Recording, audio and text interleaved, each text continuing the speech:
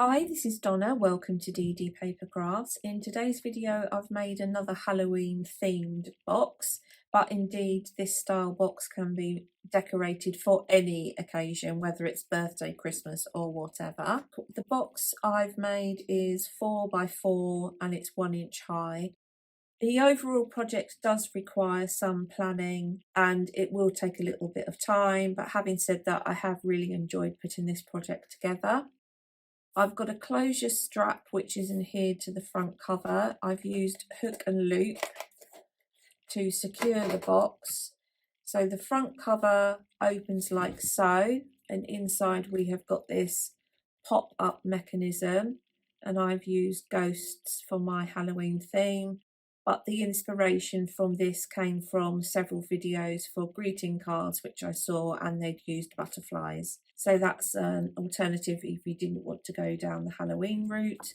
And then I've added a little acetate ghost onto the back of the back page to indicate that this can open up and that will access the treats inside. As I say, the project does require some pre-planning and a little bit of thought, so let's put the project together. We'll start with the box base, and this is a very simple tray with a lip. A piece of cardstock is 6 3/4 by 6 1/4. Along the 6 3/4 inch side, score at half, 1 1/2, rotate 180 degrees and score at 1/4 and 1 1/4. So you will have 1/4 inch tab this side and a 1/2 inch tab that side.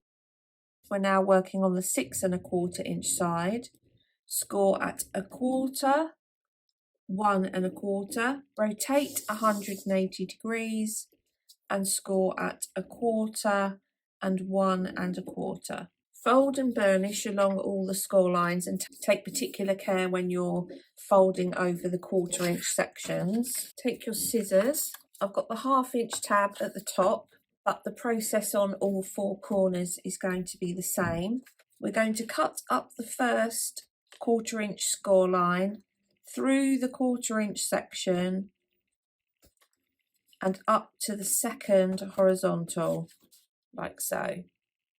Rotate and remove that section. Cut up the next vertical up to the second horizontal, like so. Rotate and remove the section beyond the 1/4 inch score line. So this is our corner, and we're then going to just take a slight wedge from the ends of this corner glue tabs. So this is our first corner. We're going to repeat that on the corner this side.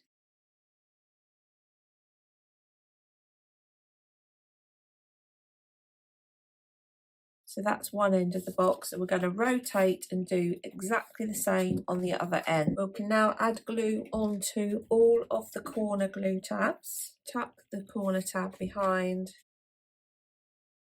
pull up the side and pull together a nice neat right angle on the corner. So we'll do that on all 4 corners. I've got the 1/2 inch tab at the top. I'm going to fold over the 2 side 1/4 inch ledges, add a dot of glue in the bottom corner like so, and fold over the bottom 1/4 inch ledge.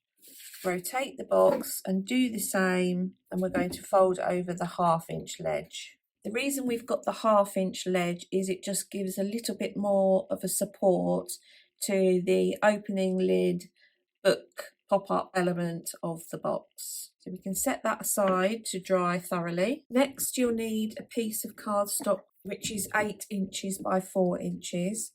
Along the 4 inch side, score at 4 and 4 1/2. Fold and burnish along the 4 inch score line. This is the lid of the box. And the next thing to do is add your patterned paper into the inside of this piece, and your mechanism is then going to sit on top. I'm going to cut 2 pieces which are 3 3/4 by 3 3/4. So that's the inside of my piece. So whilst that's drying, we'll make the mechanism. I've made my mechanism in black, but I'll demonstrate in white because it's easier for you to see. We will start with a piece of cardstock which is 4 inches by 2 inches.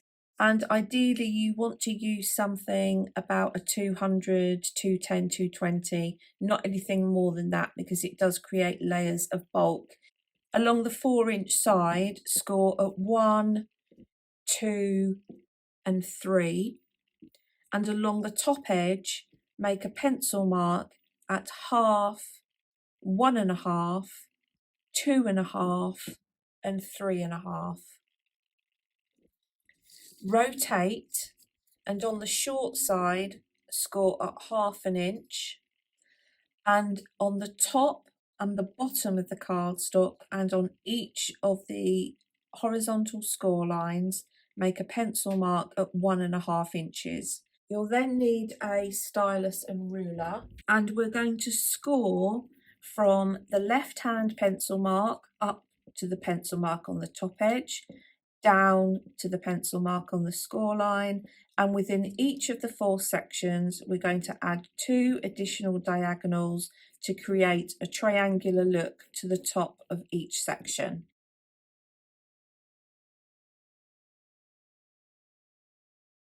So you'll have additional score lines like so. Remove any of your pencil marks, fold and burnish along the 1/2 inch score line, fold and burnish along your vertical score lines, and you want them so that the first score line is a valley, the central score line is going to be a mountain, and the outer score line is going to be a valley. Your piece will eventually come together like so. Next, we're going to burnish our additional score lines. So the outer, the first diagonal will be a mountain fold. This next diagonal is going to come forward, and this diagonal is going to come forward, so there will be valley folds.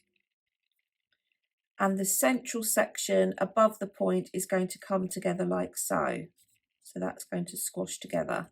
So your edge will be folded in like so.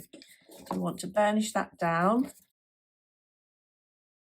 Move along to the next triangle. This is going to be a mountain fold, and this one is a mountain fold, so that is going to come together and fold like so. So this above the point is now a valley fold. So your piece, you've got one triangle coming forward and one triangle coming backwards. The next section is going to be the same as the first section, so that's going to come forward. This one is going to come forward, so that is going to come in like so. And then your final triangle is going to come backwards. So your piece will all fold together and will look like this effectively. These 2 outer triangles give you additional places to place your strips. I've seen some tutorials where they're left on and some where they're left off, so that's entirely up to you. Take your scissors, we're going to cut up the first vertical to the horizontal, like so.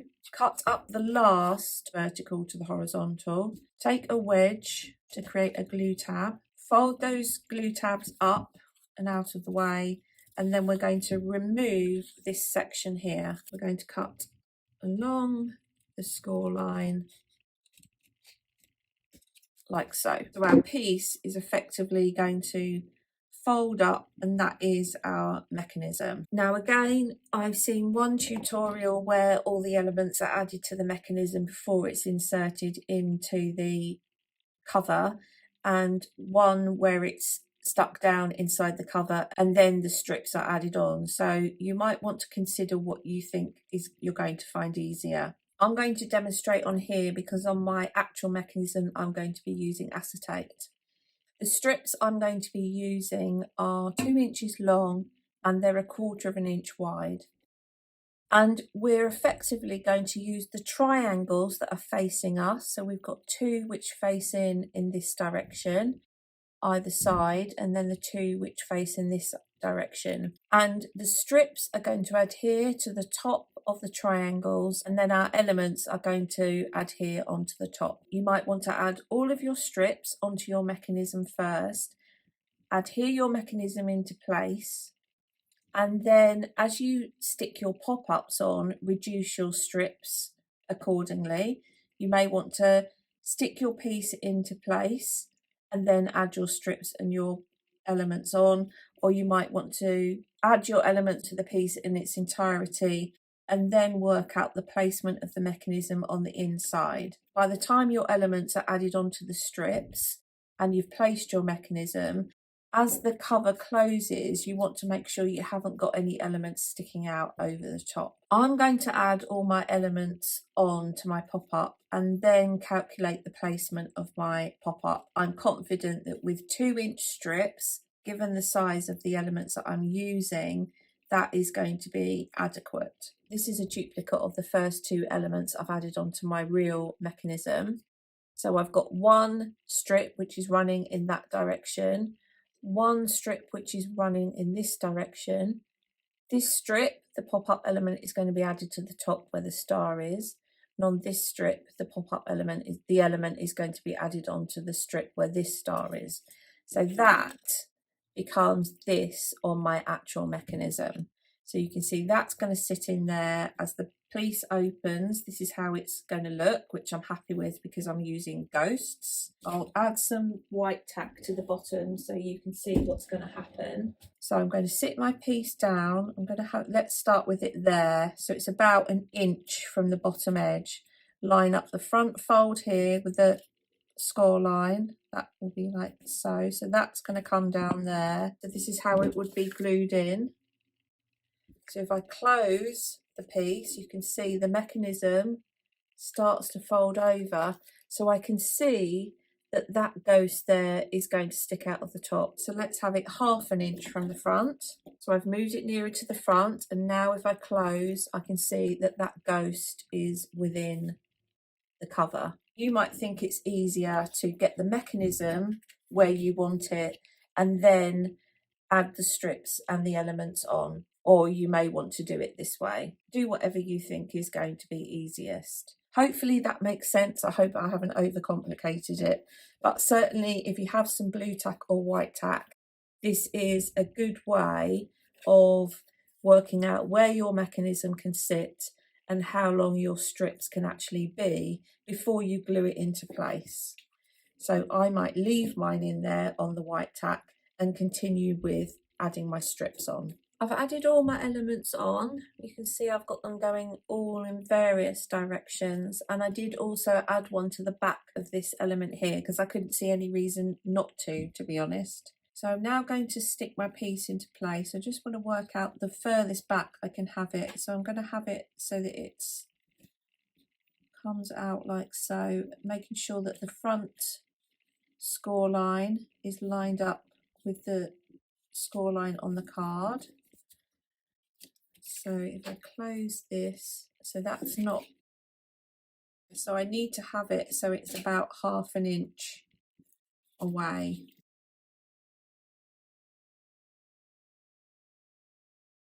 I'm going to add some glue to the right hand glue tab, sit the piece down, make sure your front edge is lined up with the score line. I know I keep repeating myself. Spread the mechanism out as far as you want it to go to create your look. So that's going to sit there. Got my glue in place. You can see that I'm as near as I can be for the outer edge here and the top edge here. Fold this tab over. I know it's difficult for you to see this because I'm using black, so apologies. There's my glue tab. I'm then going to fold the cover over, so that's all encased. Hold that down. Don't open it until you're convinced it's dry. And that springs open, that's going to come up like so. So I'm quite happy with that. Now, obviously, you can see, even though I've used the 200, because I'm using acetate, is probably part of the problem, I have got some bulk here. So I am going to have to add in some mechanism to keep the lid closed when it's on top of the box. So just bear that in mind. So what's going to happen is we'll add glue to the 1/2 inch section here where it was scored, and that's going to sit on the 1/2 inch section on the top of the box, like so. This will be adhered in the 1/2 inch, and then this section will lift up and you can get inside the box. I'm going to use my construction glue, close the piece up. I'm going to line this up and stick this on the top, and you want to make sure that you give that ample time to dry before you do anything else. Here's my piece finished in its entirety. I've added a 3 3/4 by 3 3/4 pattern paper on the front, and I've created a closure strip which just runs from this edge. So this is 5 inches by 1 inch, and because you can see here you do have some bounce, so if you don't have some sort of closure, you need to be prepared that this front cover is going to pop up. I've used hook and loop to secure mine. I haven't yet coloured it, but I will colour that black with my alcohol marker. So this opens like so, and then we've got our pop-up inside with all my floating ghosts. I had some acetate with ghosts on, so I've just stuck that to the back of this cover here to indicate that there's something underneath, and then you can lift that up and then you have your access to your treats inside. I may well add something in, some decoration inside or to the back cover, I'm not quite sure yet. It is quite a time consuming project. I'm not going to lie, for a treat box, but I think my grandchildren will enjoy it, and I've enjoyed putting it together. And of course you could resize it so it could go onto a larger box, and indeed ignore the box element in its entirety and just create the mechanism inside a greeting card, which is where I got the initial inspiration from. So there we have today's project. I hope you've enjoyed today's video. If you haven't done so already, please consider subscribing to the channel. And until next time, thanks for watching.